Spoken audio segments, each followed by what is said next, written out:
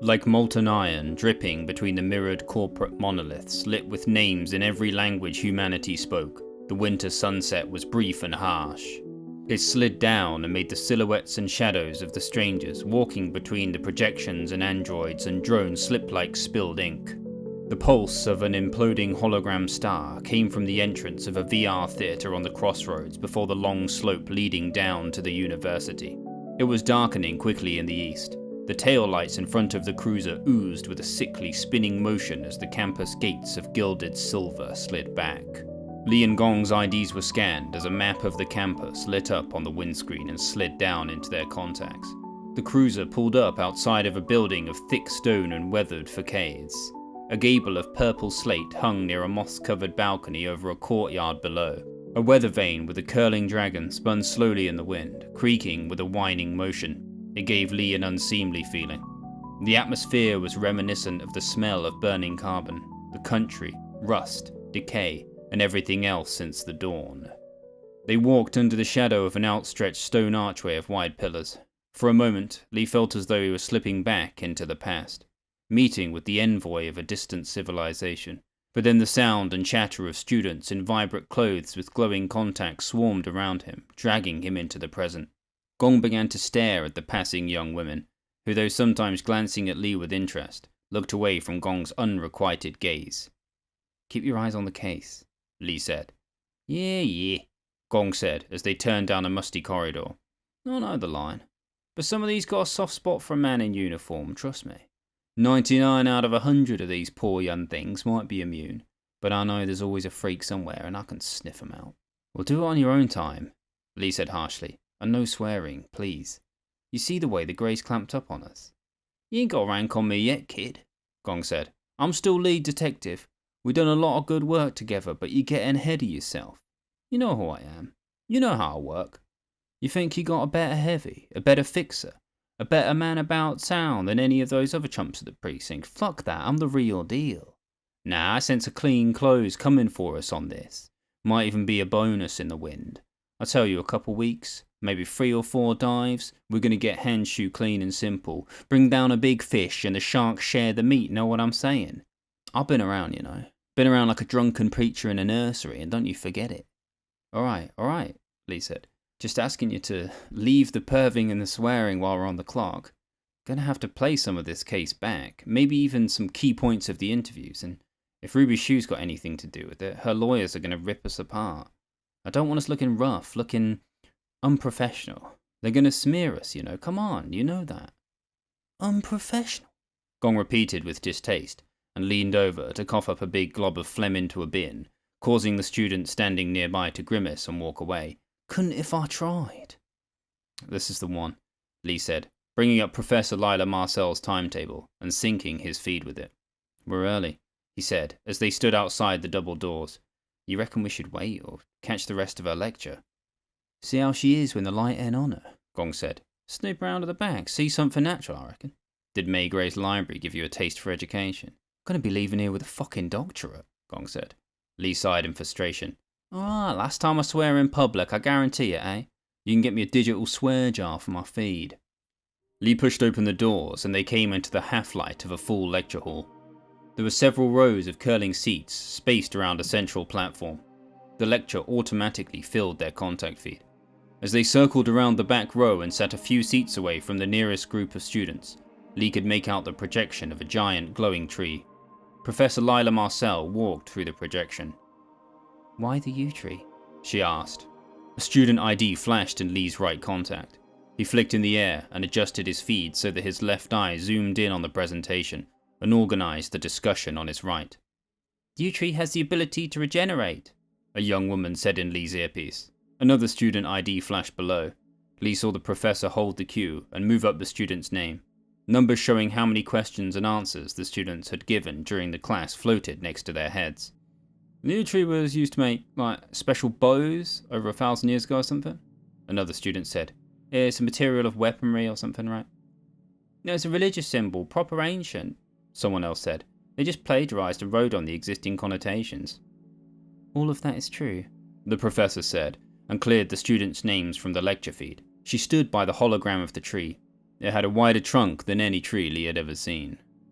In some northern cultures, the ash tree was a symbol of life, the professor said. It often appeared as a prime mover. In many religious myths, a tree, and its eventual fruit and flowers were symbolic of the circular nature of life.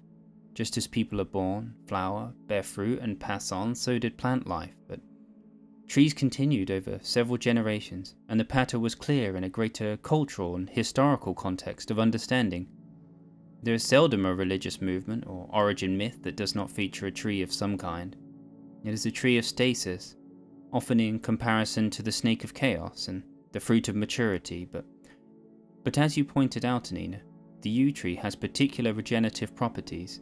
They can live for thousands of years. Its continuity and circular presence, again, a constant source of imagery in religious myth, make for a perfect living manifestation of the ethos of the Children of Yew. Natural cycles of life, unperturbed by technology or modernity. She waved the projection away. The assignment has already been sent to your feeds. I want 5,000 words on the use of motif, preferably an animal or tree that features in a religious movement, the significance of the symbol, what it represents, and what modern analogies you can compare it to.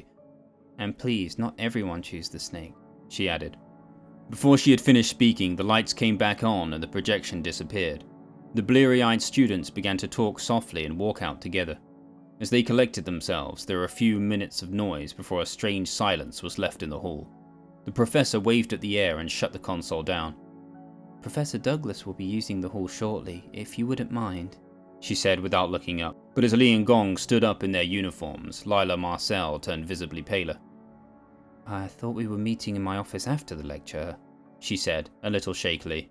Couldn't miss the show, Gong said, and gave her his crocodile smile. Despite his intent of appearing professional, Lee couldn't help but notice that the professor was far more beautiful than her initial ID pictures had revealed. Determined not to be distracted or softened, he pushed his thoughts to the case. She tucked her hair behind one ear. Lee appreciated the way she did it. It seemed intentional, a feminine gesture to disarm him. She was wearing glasses, dressed smartly. She had a dignified grace about her, a balance of intellectual maturity and youthful poise. Very well, Lyla said. But as I already mentioned, another professor is scheduled to use the hall, so if you would like to follow me to my office, I'm sure I could help you there. That would be fine, Lee said, perhaps a little too kindly, even a little jovially. Had Gong noticed? Probably, he saw everything. Gong kept his eyes off her, and they walked together awkwardly. Lyla stayed just a little ahead of them, and led them down another musty corridor. Lee smelt the faint traces of her perfume, mixed with an undercurrent of dust and paper books. University staff were drinking coffee and talking animatedly between the projected figures sifting in a side room. A little further on, past some plants too big that needed trimmed, Lyla took them into her office. It was small but tidy. Behind her desk were wooden-framed, peeling windows. She flicked at the air and some warm lights that bordered the ceiling made the shadows of the plants stretch and climb the walls. Outside it was growing dark. The cloying, artificial light of the city was softened. "We need to ask you about Han Shu," Gong said. "You mind if I smoke?" Smoke what? "Not your reputation, hopefully," Gong said, and smiled widely under his glowing shades. He held up a cigarette. Where did you get that? Lyla asked, sitting behind her desk. Is that even legal? Grey area, Gong said. Gonna complain? This is highly unorthodox. Gong lit up and took a seat facing her across the desk. He took her mug from next to the console and readied it as an ashtray. Lee stepped forward and moved the mug back. Could we please use this for ash? He asked, and picked up an unused ceramic plant pot from the side.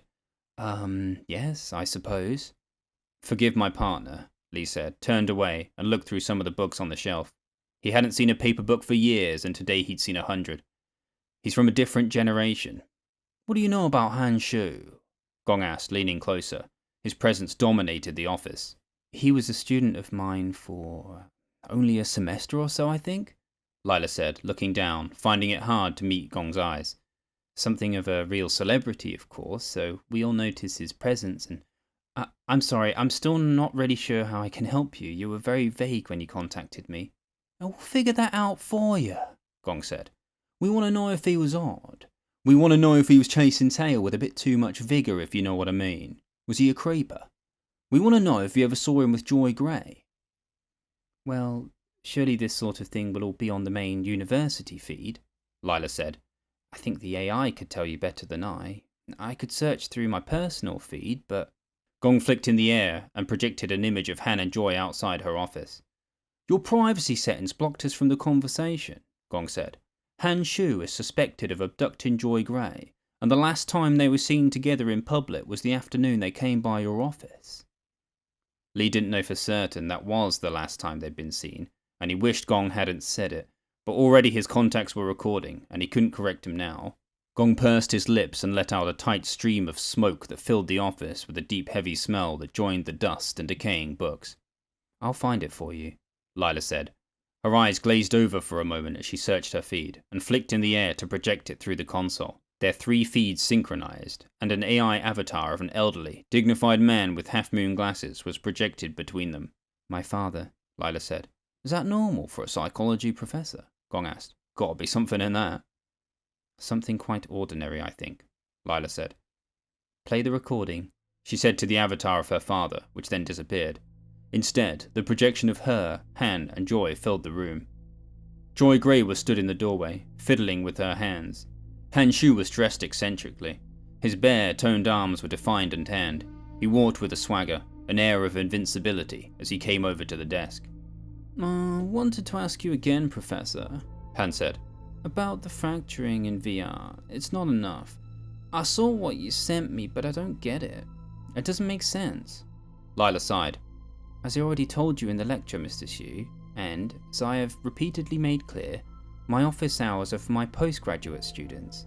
You're not assigned to the psychology department. I've already taken some time out of my schedule to try and assist you with your questions insofar as I could, when they were pertinent to the essays I assigned. Why do we wake up when we die in VR? Han asked. There must be some code, some drug, some cognitive therapy, something like lucid dream practice but for VR.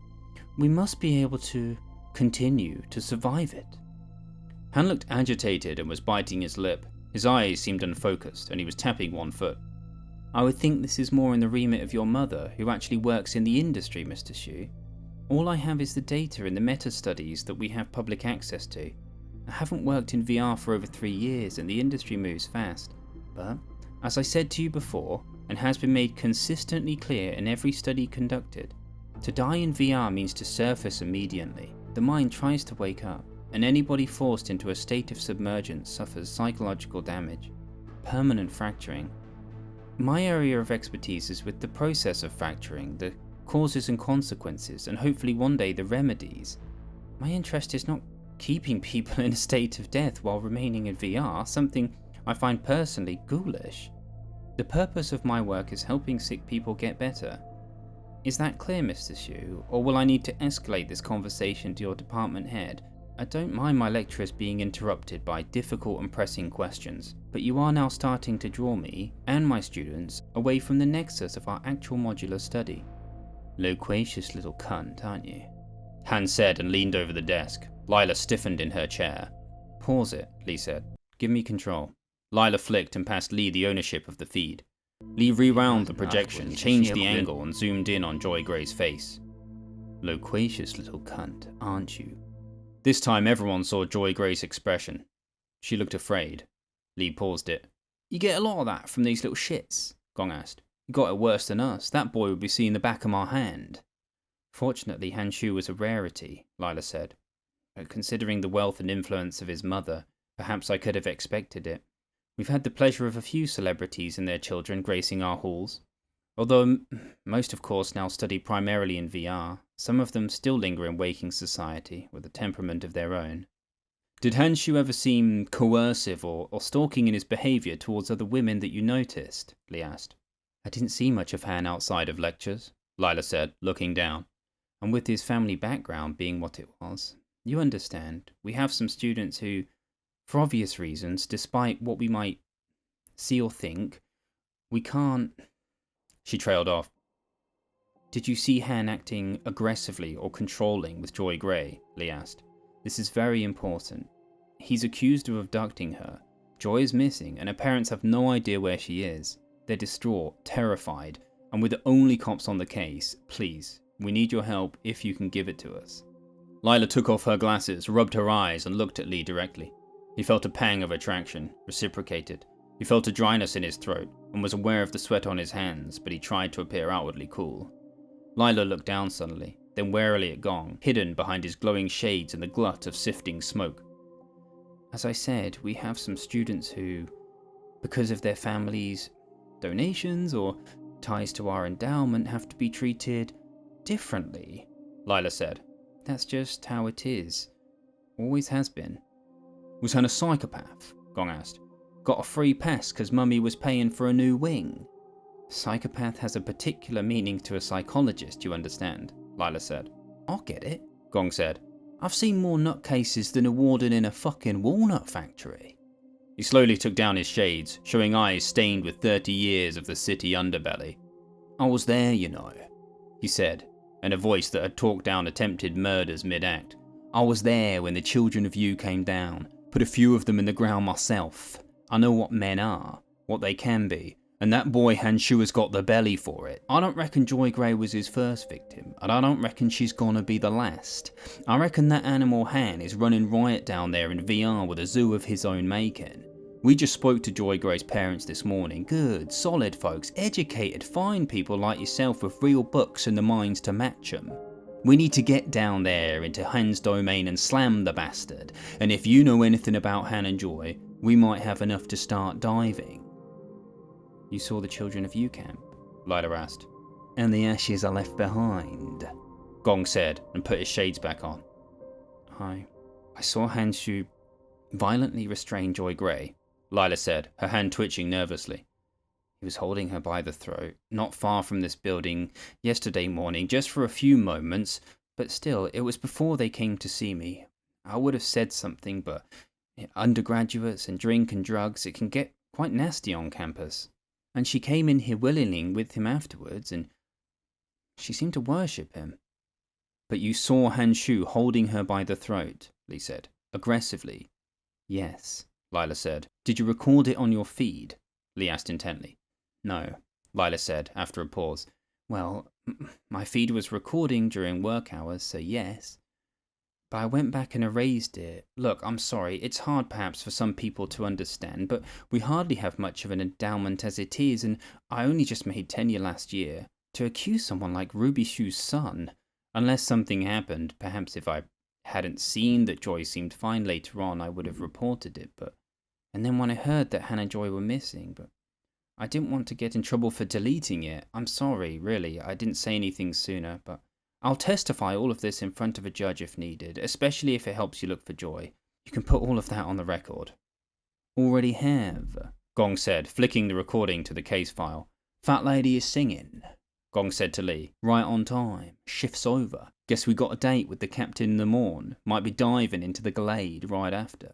Lee took one last look at Lyla Marcel, just to read her expression as they parted, to take a final glance before they left her office and the heavy smell of dust and real paper books.